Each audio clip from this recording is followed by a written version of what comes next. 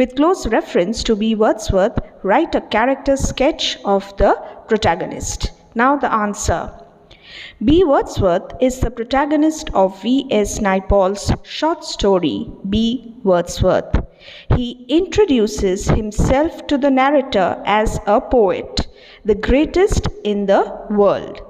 He calls himself Black Wordsworth, claiming to share one heart with the renowned William Wordsworth.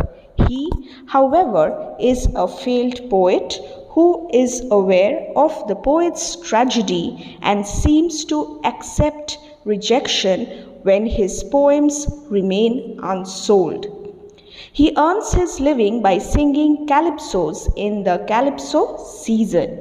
As an artist, he is alienated from society. Living in post-colonial Trinidad, he is a colonized man, tidily dressed, as we find him in his first meeting with the boy, and speaks flawless English. He suffers from identity crisis, escapes into an imaginary world where he will write a poem that will sing to all humanity. The most striking feature about him is his friendship with the boy narrator. He is affectionate, sensitive, and serves as a foil to the boy's strict mother with his accommodating nature.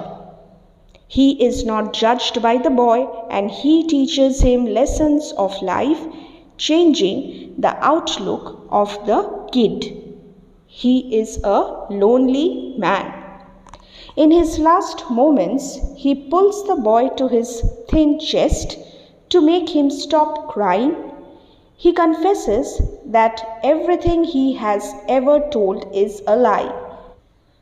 Perhaps he seems to erase his existence from the boy's mind, shatter the imaginary world, and prepare him to confront reality. After his death, his poem remains unfinished. His one-roomed hut gets pulled down, and it seems B. Wordsworth, the lover of nature, had never existed. B. Wordsworth is the protagonist of V.S.NAIPAUL's short story B. Wordsworth. I have named the protagonist in the very opening statement of the introduction.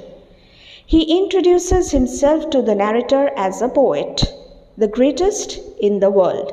I have made use of quotations in order to describe the character of the protagonist. He calls himself Black Wordsworth, claiming to share one heart with the renowned William Wordsworth. He, however, is a failed poet who is aware of the poet's tragedy and seems to accept rejection when his poem remains unsold. He earns his living by singing calypsos in the calypso season. Whenever you get a character sketch, you will have to describe the character, and then you will have to provide critical commentary on the way he has been portrayed in the story. As an artist, he is alienated from the society. Living in post-colonial Trinidad, he is a colonized man. You need to mention such key points in your answer. I know this answer is a bit lengthy. Still, I have shared this with you so that you can take help from this reference material. Living in the post-colonial Trinidad, he is a colonized man, tidily dressed, and speaks flawless English. He suffers from identity crisis. Another important point which you need to mention: he escapes into an imaginary world where he will write a poem that will sing to all humanity. He has many dreams. He wants to be as famous as William Wordsworth, but later in the story we will see his broken dreams, and he realizes this on his deathbed. Escapism, identity crisis, alienation, rootlessness, all these elements are key points of the characterization of B. Wordsworth in V.S. Naipaul's short story.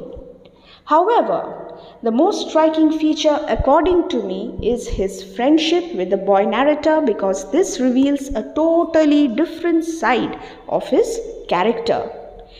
Although a failed poet, although alienated from society as an artist, he is affectionate, sensitive, and most importantly, he serves as a foil to the boy's strict mother with his accommodating nature. He is not judged by the boy. The boy instinctively understands and empathizes with the poet, and he teaches him lessons of life. We have discussed this answer previously, where you have seen the relevance of the lessons taught by him. He teaches him lessons of life, changing the outlook of the kid. Do check the description box for all the answers from B. Wordsworth. He is a lonely man. We all know about his own tragic love story, and he writes, "The past is deep. He has suffered the pangs of separation, frustration, disappointment in his life, and hence he is so lonely, and hence he is so friendly with the boy."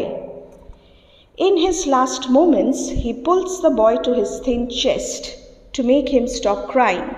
He provides the boy with the healing touch when he is abused by his mother. Again, when he himself is about to die, he comforts him. He tries to make him stop crying by telling him a funny story, by confessing that everything he has ever told is a lie or a figment of illusion or imagination.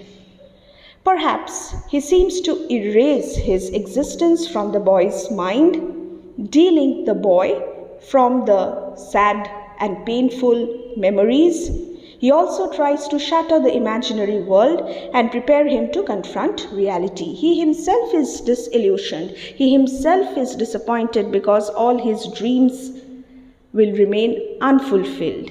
Yet, he is trying to erase his existence from the boy's mind because he loves the boy and he doesn't want the boy to have the same tragic fate. This is his sacrifice. This noble gesture of self-effacement is a kind of sacrifice. After his death, his poem remains unfinished. His one-roomed hut gets pulled down. We see brick and concrete everywhere, and it seems B. Wordsworth, the lover of nature. Well, you need to mention this point as well in your answer. He is a lover of nature, and it seems B. Wordsworth, the lover of nature, had never existed. He is not famous, and very soon, within a year, he is forgotten. His memory is completely, in fact, his existence is completely erased from the face of the earth.